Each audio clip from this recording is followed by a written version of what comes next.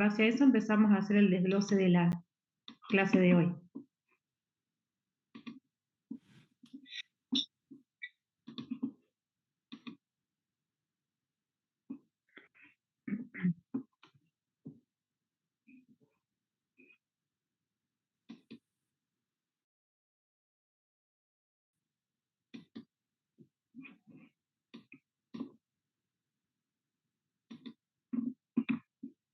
Ahí ya se puede ver. Buenísimo, gracias Agustina. Bien, bueno, entonces habíamos estado hablando en la clase anterior que normalmente hablamos del marco colónico por esta forma que tiene anatómicamente ese colon y que es lo que nosotros pretendemos encontrar obviamente en las distintas porciones cuando hacemos un colon por enema. Si bien acá tenemos marcado, digamos, cómo sería ese marco de acuerdo a las porciones más groseras que tiene cada parte, digamos, de ese marco, radiológicamente cuando lo transportamos, la idea nuestra es que al final obtengamos una imagen como esta, donde vemos un marco colónico que está planificado con dos medios de contraste, a través de una técnica que conocemos como técnica básicamente de doble contraste, donde se utiliza por un lado un medio de contraste radioopaco, que es el que nos permite opacificar todo lo que es la pared básicamente. La idea de esto de la técnica de doble contraste es volver visibles todas las paredes básicamente del colon, la pared interna, la mucosa básicamente, y queremos que ese contraste se adhiera a esa mucosa para poder reflejarla y poder observarla técnicamente, radiológicamente en este caso. Y otro de los contrastes que vamos a utilizar es el aire, que lo que va a permitir en esta imagen radiolúcida, por ejemplo, que se ve acá, la veo también en otras regiones, es distender esa luz colónica para poder definir mejor cuestiones como por ejemplo el calibre, la permeabilidad, cosas que vamos a ir viendo ahora en las imágenes posteriores. Entonces, la idea radiológicamente es volver a través de dos contrastes, tener una buena visualización de todo este marco colónico y poder observar cada uno de estos segmentos anatómicos que normalmente no lo podríamos hacer si no hacemos a través de la utilización del medio de contraste.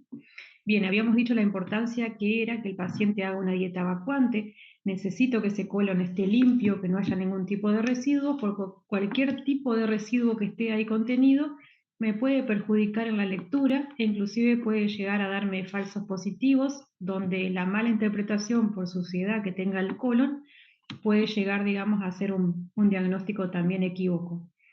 Entonces, una de las cuestiones que tenemos que tener en cuenta, con esto de que decimos de que no todos los colon van a tener esta forma de marco, es que no todos tienen la misma longitud. Y acá nos podemos encontrar con situaciones como por ejemplo la que sigue, donde tenemos un colon que fíjense que ya pierde esa forma de marco. Es más difícil poder definir el marco de esa manera. ¿Por qué? Porque es un colon largo. Cuando el colon es largo hace que trata de incluirse en el abdomen a presión, digamos, de buscar la manera de entrar en el abdomen. Entonces, va a hacer que ese marco se desfigure un poco y eso no tiene que ver con algo que sea patológico, simplemente con algo que es característico del paciente que estamos atendiendo. Por lo tanto, no la anatomía es matemáticamente igual en todos los pacientes, sino que cada uno tiene, digamos, una presentación diferente. Puede ser un colon largo y puede funcionar perfectamente bien, aún no demostrando la forma que tiene el marco. La única diferencia que puede llegar a tener este paciente es que tal vez tenga, periodos de constipación por el hecho de que al ser más largo, más tarde va a ser la evacuación de ese colon. Entonces, posiblemente el paciente constipado o el paciente que por ahí consulta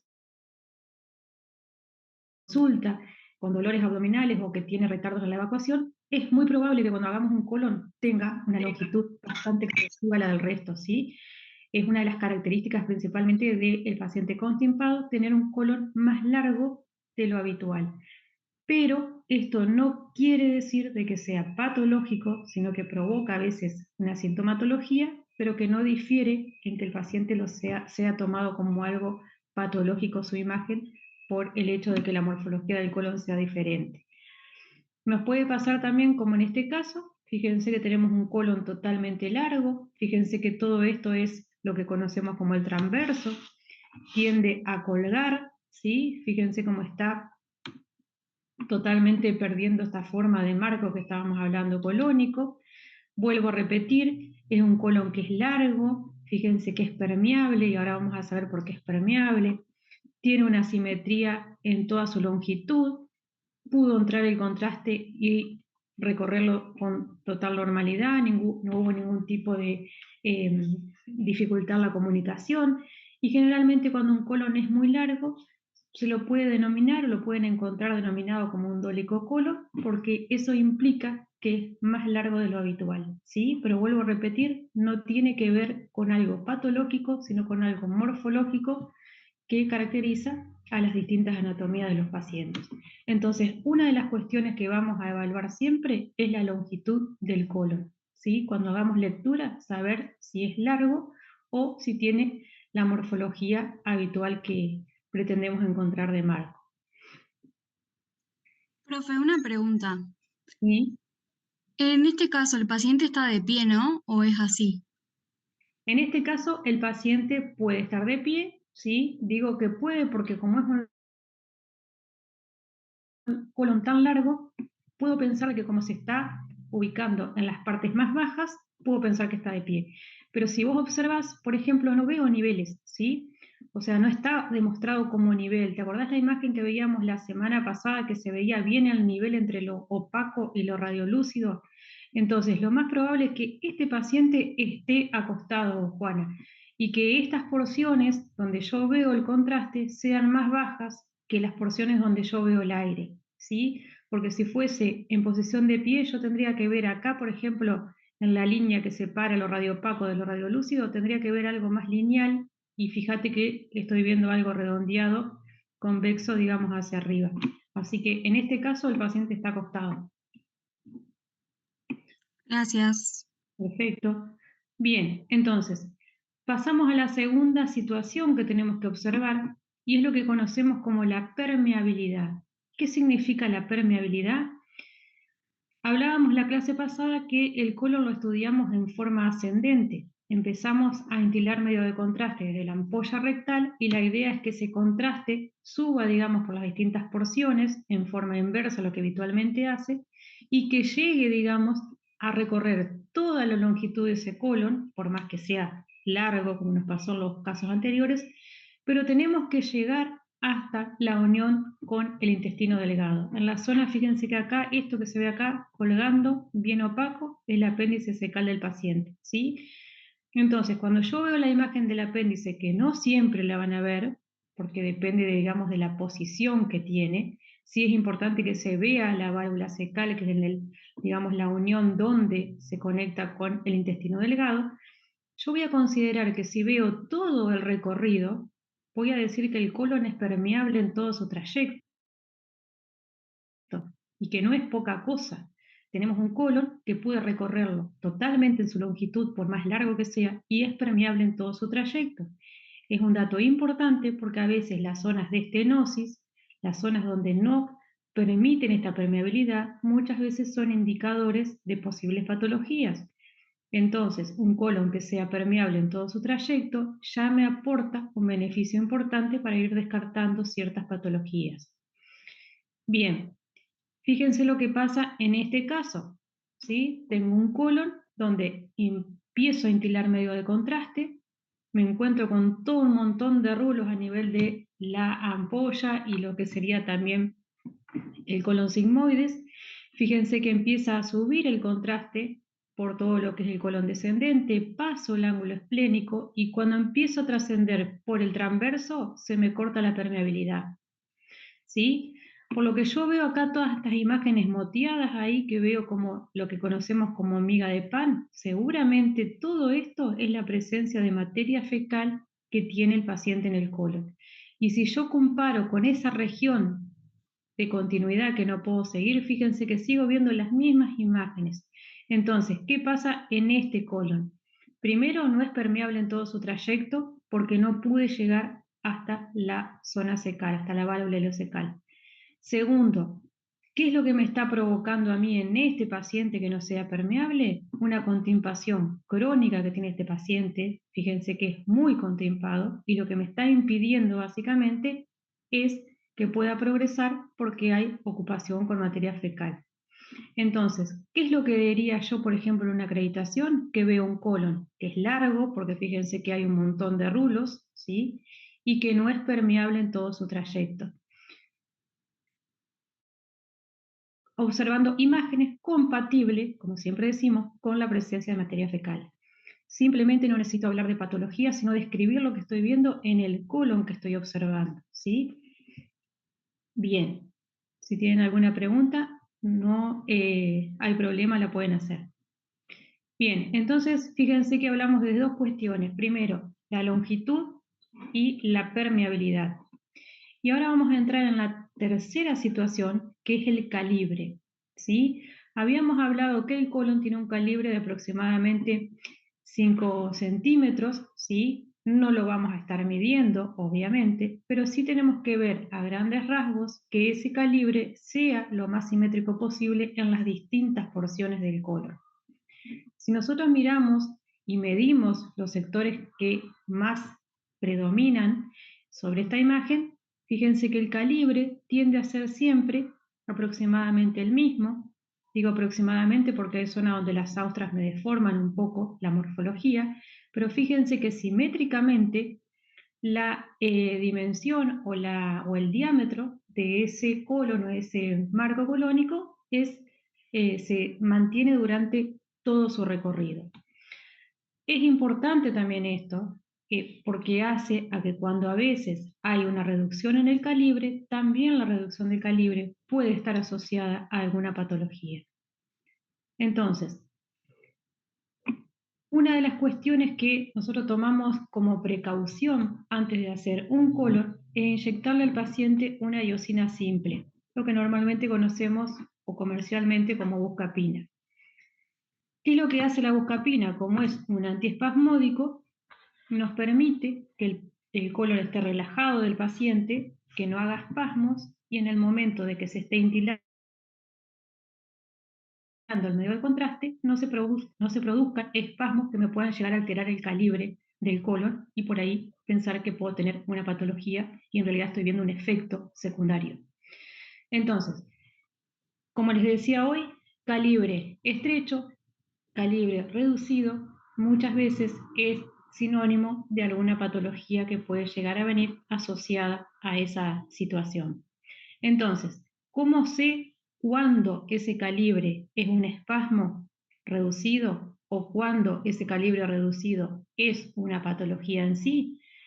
Por la posibilidad que tienen los estudios de este tipo de ser dinámicos y de poder observarlos en distintas posiciones del paciente y en distintas imágenes que forman parte del colon. Entonces, ¿qué es lo que pasa? Cuando se produce un espasmo, fíjense lo que pasa con el calibre del colon, ¿sí? Genera como un apuñamiento, se estenosa de una manera tan significativa que fíjense lo que es el calibre en esta zona, que debe tener 5 centímetros más o menos, fíjense lo que es en el segmento posterior, también 5 centímetros, y lo único que une a esos dos segmentos es un calibre fino que tal vez tiene 1 centímetro de diámetro. Este efecto, si espero o al paciente le pido que haga cambios de decúbito o a veces intilo un poco de aire mientras estoy inyectando el contraste y lo logro revertir como pasó acá, fíjense que este segmento con alguna maniobra que hizo seguramente el médico, lo revirtió y lo volvió a un cauce normal.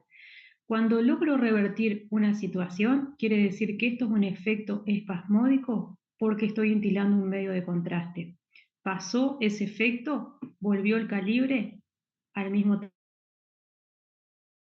tamaño. Lo mismo pasa acá. Tengo una porción de intestino, otra porción posterior y lo que me está uniendo a ambas es un calibre muy fino, ¿sí? Reducido.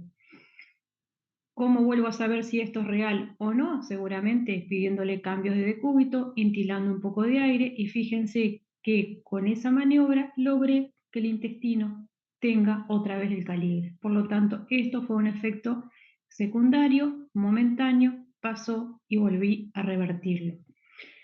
El espasmo es normal. Cualquier órgano, cuando yo ponga un medio de contraste, tiende a rechazarlo, y el colon lo que hace generalmente es, a través de un espasmo, reducir el calibre.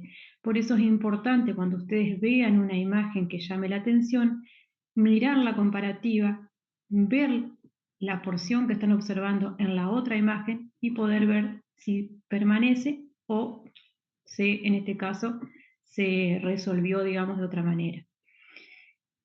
Entonces hablamos de que el espasmo es una situación normal y posible.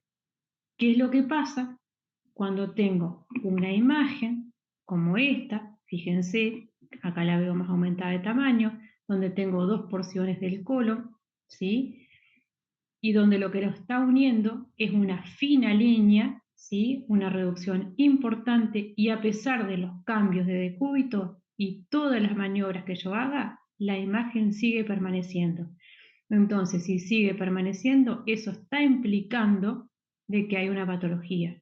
Y una de las patologías más frecuentes que provocan la reducción y estenosis del calibre del colon es lo que conocemos como la famosa mordida de manzana, que es ni más ni menos que el CA de colon. Entonces, fíjense la importancia que tiene, cuando yo veo una reducción de calibre, poder descartar si es un efecto momentáneo por un espasmo o si persiste y perdura durante todo el estudio, y fíjense que ya nos vamos al otro extremo, que es algo totalmente patológico como un CA de colon.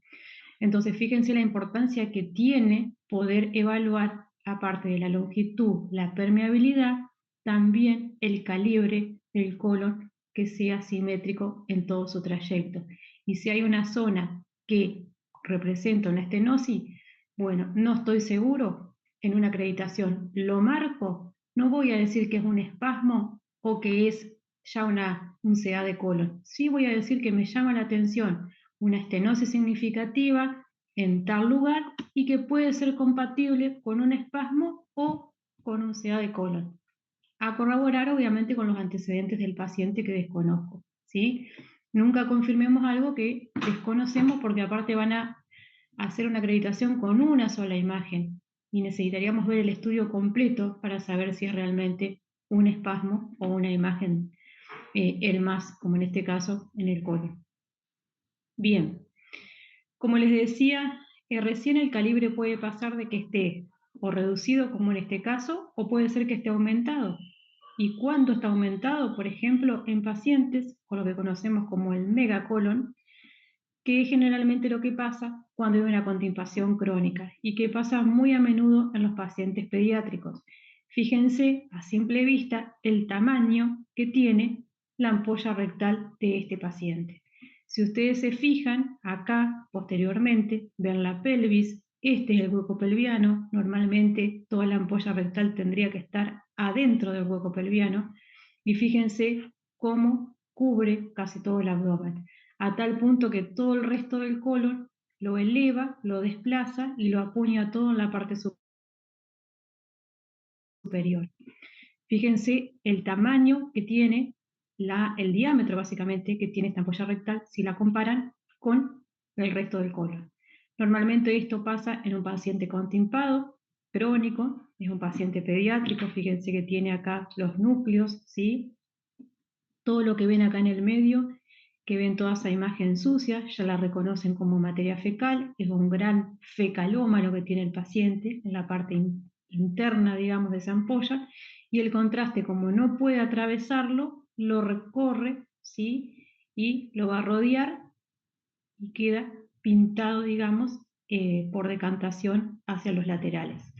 Lo mismo pasa en esta. Fíjense el tamaño grosero y aumentado que tiene el diámetro de este colon. Así que podemos observar dos situaciones: o el calibre está reducido y eso tiene que llamar la atención, o el calibre está aumentado y también llama la atención. ¿Por qué? Porque el calibre tiene que ser lo más simétrico posible en todo el recorrido del marco colónico y no en zona solamente. Como les decía, esto normalmente se da en lo que llamamos el megacolon, y que es muy factible de encontrar en pacientes pediátricos, pacientes que consultan generalmente por una evacuación retardada y por constipación crónica también. Bien, y la cuarta porción y la cuarta situación que tenemos que aprender a ver es lo que conocemos como la pared o la mucosa interna, básicamente, y los defectos que a veces nos pueden proporcionar la posibilidad de que hay algo en esa pared y que puede llegar a estar indicando una patología. Nosotros habíamos estado hablando durante todo el estudio y bueno, la clase pasada, que el bario lo que hacía era pintar las paredes, fíjense que acá se ven bien radiopacas. ¿Para qué? Para que yo las pueda mirar y observar. Bueno, esas paredes tienen que estar lo más lisa posible. Lisa me refiero a que tienen que estar bien marcadas, bien regulares, y de esa manera yo puedo descartar posibilidades de que haya alguna patología a nivel de la mucosa, que es la parte interna que estoy viendo del colon. Es muy importante esto de la preparación, porque la materia fecal generalmente se pega en la pared. Entonces, si yo tengo un intestino sucio y tengo materia pegada en la pared, seguramente no voy a poder tener esta imagen lineal tan marcada, tan bien visible, y a veces me puede generar defectos que me llevan a pensar en posibles patologías. Por eso es importante siempre de que los pacientes vayan a un colon por enema con la preparación que se les indicó para que se pueda hacer un estudio y un diagnóstico realmente adaptable a las condiciones que el paciente está mostrando clínicamente.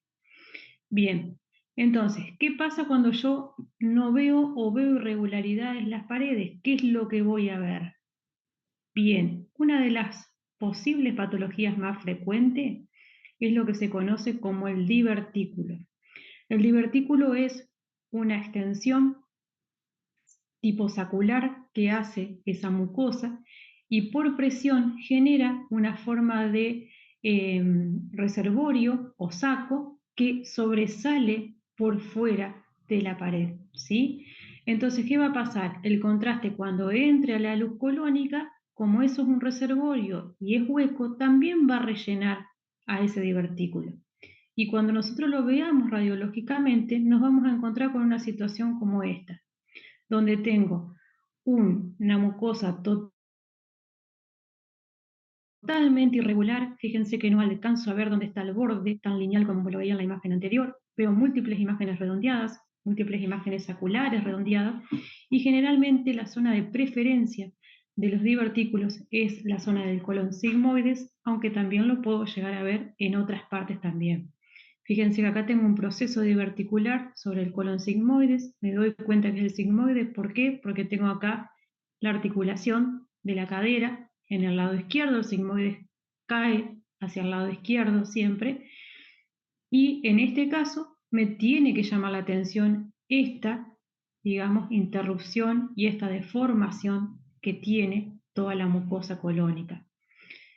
Muchas veces puede pasar lo contrario. En lugar de hacerse un reservorio hacia afuera, ¿sí? Como en este caso, con el llamado divertículo, puede pasar lo inverso y se genera lo que se conoce como un pólipo, que es cuando la pared crece y ocupa parte de la luz colónica, ¿sí? Entonces, ¿qué es lo que va a pasar? El contraste va a ingresar al colon y como no puede completar a ese pólipo porque no es hueco, ¿qué va a hacer? El contraste entra al colon, lo redondea todo y sigue su trayecto. Entonces, ¿qué es lo que genera? Una imagen redondeada como esta, porque el contraste lo cubrió, y es lo que nosotros conocemos como un defecto de relleno. Hay un defecto de relleno que está provocado en este caso por la presencia de un pólipo que está ocupando la luz colónica. Ese defecto de relleno, como les decía hoy, puede estar provocado por dos situaciones: o porque hay un pólipo propiamente dicho, como en este caso, o porque hay materia fecal pegada en la pared de la mucosa del colon. Fíjense que, por qué vuelvo a repetir, es tan importante que el paciente tenga una preparación, porque a veces sin querer una mala preparación puede llegar a que al paciente se le diga que tiene un pólipo cuando en realidad estoy viendo suciedad por una mala preparación. Entonces, recuerden siempre, el divertículo es una bolsa, se llena de contraste, es visible, radiopaca. El pólipo es una carnosidad que me está ocupando la luz colónica, no se rellena porque es sólida, el contraste lo rodea cuando ingresa y hace el defecto de relleno porque me está demostrando básicamente que hay una falta de relleno en esa zona. Fíjense que en este caso tenemos lo que conocemos como un pólipo tabicado, ¿sí? Tiene forma, yo le digo, de arbolito. Fíjense que cuando se ve dentro del colon, se te ve también ese tallo y también se ve la zona del defecto, acá radiolúcida, que sería ni más ni menos que todo, digamos, el pólipo propiamente dicho. Bien. Profe, una consultita. ¿Sí? Yo tengo la duda de si en una, por ejemplo, diverticulosis, ¿no habría riesgo de perforación cuando hacemos este procedimiento? ¿O eso es solamente poner cuando sospechamos una diverticulitis? ¿O se puede hacer igual? Se puede hacer perfectamente igual. Normalmente es importante, por ejemplo, si vos el día de mañana tenés un paciente que tiene divertículos, entonces en la historia clínica, cuando haces, digamos, la presunción diagnóstica, pones que es un paciente con antecedentes de divertículos. Entonces se usa una técnica a baja presión. ¿Te acordás que en la primera clase habíamos hablado de esto, de que la bolsa donde contenía el contraste la colgábamos por encima, 1 metro por encima de la camilla? Bueno, fíjate qué tan importante es ese dato de que el paciente tenga posibles divertículos, porque entonces nosotros no colgamos tan alta el Baxter con el contraste. Lo bajamos y lo vamos haciendo a baja presión, ¿sí? O sea, el contraste va a ir ingresando despacito y si vemos que no es necesario la cantidad que está dentro de ese Baxter, ocupamos menos por el proceso del paciente. Por eso es importante esto. Obviamente, si vos en la clínica sospechás de que hay un divertículo de estos perforados, te vas a dar cuenta porque el paciente va a tener seguramente síntomas como fiebre, dolor abdominal, capaz lo mandás a hacer una ecografía antes del colon y tal vez ni siquiera se lo vas a solicitar. Pero tranquilamente se puede hacer en un paciente con divertículos que a veces se hace hasta para control, inclusive cuando hubo alguna cirugía y se hizo alguna resección de esa parte.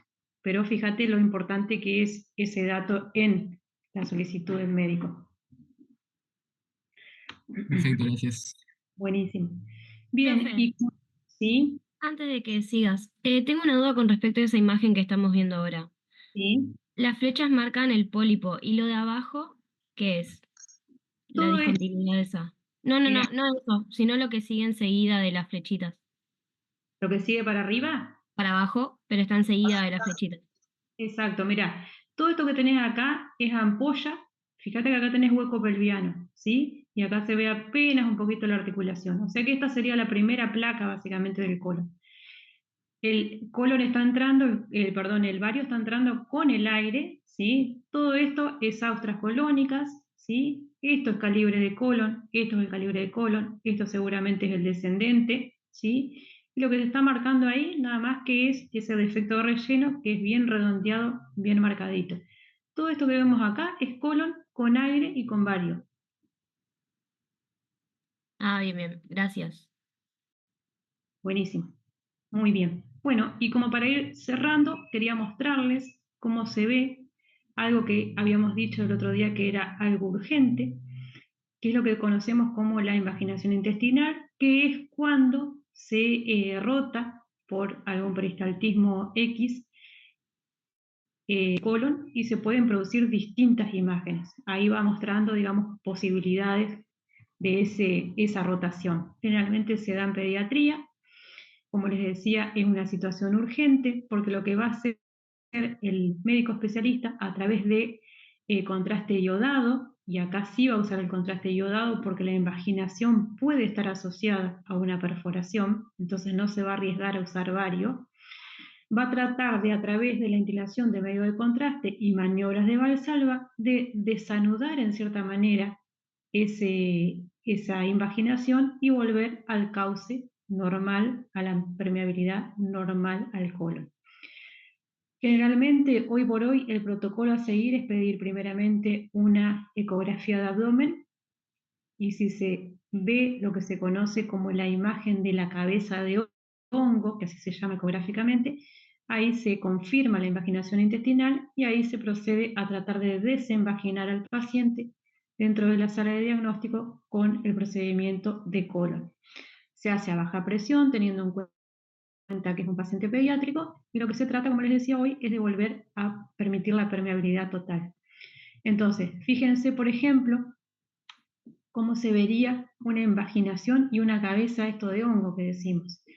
Fíjense que tengo un pacientito también que es pediátrico, fíjense que acá se ven los núcleos de su caderita, está entrando el contraste. Esto que me preguntaban en la clase anterior, cómo se ve, si el yodo se veía diferente al bario, se ve radiopaco exactamente igual, con la diferencia es que el yodo no tiene una calidad radiológica tan, digamos, tan demostrativa como el bario. ¿Por qué? Porque es muy rápido y se reabsorbe enseguida.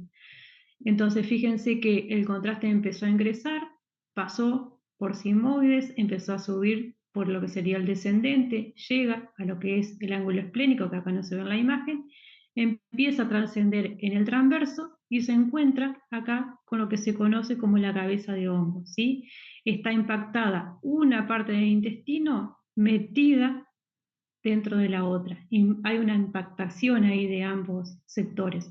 Entonces, la cabeza de hongo que se le llama es precisamente porque uno de los segmentos está abrazando básicamente al otro por el cual se hizo ese anudamiento. Quédense tranquilos, en una acreditación no les va a tocar una invaginación, pero quería que lo vean para que se sepa qué es una invaginación intestinal y por qué ese colon es de urgencia. Si se logra revertir esta situación, paciente que se va a la casa, a hacer vida normal. Si no se logra desinvaginar, paciente que sale de la sala de diagnóstico y entra al quirófano para poder hacer una resección y tratar de resolver la situación. Bien, bueno chicos, no les quiero dar más información, simplemente resaltarles las 4 cosas principales cuando vean una placa entonces de colon. Primero, más allá de la parte técnica que ya estuvimos viendo la semana pasada con los talleres, para considerar la diagnóstica, saber primero distinguir la longitud, si la longitud es la normal o es demasiado largo, ¿sí? Recuerden que no porque sea largo va a ser anormal, simplemente le puede provocar tal vez algún síntoma al paciente, pero sigue siendo normal, la característica es que es más largo. La segunda parte es importante, la permeabilidad del colon. El colon tiene que ser permeable en todo su trayecto. Si ustedes no están viendo justo la imagen del marco, ¿sí? Y están viendo justo, no sé, la imagen de la ampolla y la ven completamente llena de contraste y bien, quiere decir que tiene una buena permeabilidad. Si están viendo el ángulo hepático, es evidente que el colon tiene una buena permeabilidad porque ya está viéndose la parte terminal del estudio. O sea que para verse el ángulo hepático, evidentemente ya pasó por la ampolla, por el esplénico, por el transverso, o sea que la permeabilidad es buena. Tercera cosa, el calibre. Como les decía hoy, fíjense que el calibre sea lo más simétrico posible, ¿sí? Que tenga, digamos, el mismo tamaño en todo su recorrido. Y como la cuarta parte importante es observen cómo se ve la definición de las mucosas. Si la mucosa está lisa, está bien marcada, no tiene defecto, es una mucosa normal, más allá de que tiene la forma propia de las austras, como pasa acá, que es anatómicamente normal. Lo que sería anormal es que yo vea, como veíamos acá, una mucosa totalmente irregular, con múltiples aculaciones. Esto no es mucosa normal. A pesar de que es un colon permeable, porque fíjense que estoy viendo solamente la primera imagen del colon, estoy viendo que es permeable, por lo menos en el trayecto que estoy observando. No voy a decir que es permeable en todo su trayecto en esta imagen porque me faltan las otras 3 que forman, pero sí es permeable en esta imagen que estoy observando. Y lo que me tiene que llamar la atención acá es la irregularidad que hay en la mucosa del colon. Si alguno quiere decirle compatible con divertículos, bienvenido sea. Y si no, dice que lo que le llama la atención es esta irregularidad en forma sacular múltiple, porque se ven múltiples. puede pasar que se vea nada más que 1 o 2 también. Bien, entonces tengan en cuenta esas 4 situaciones para saber que el paciente tiene, cuando lleguen a esos últimos puntos de la lista de cotejo, a dónde afinar la mirada y para qué resaltar si algo le llama la atención y considerar si la imagen es normal o es patológica. Bien, chicos, ¿tienen algo más para preguntar? Los escucho, creo que queda un minutito.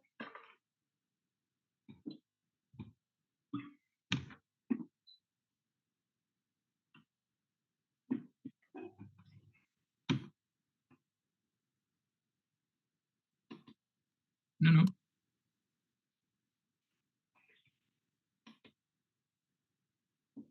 Bueno, entonces, mañana, si mal no tengo anotado, tienen la consulta experto con la doctora Boto. Aprovechen la posibilidad de que ellas tal vez les pueda resolver alguna pregunta que les surja a partir de ahora, después de esta clase, y traten de estar presentes. Yo voy a hacer todo lo posible también para acompañarlos, para por ahí familiarizarla a ella con lo que se dio en los talleres. Y bueno, y la semana que viene tienen la acreditación también, así que aprovechen esa posibilidad para no llegar con dudas que puedan resolver con tiempo. Les agradezco entonces la paciencia y bueno, nos vemos próximamente según el calendario que nos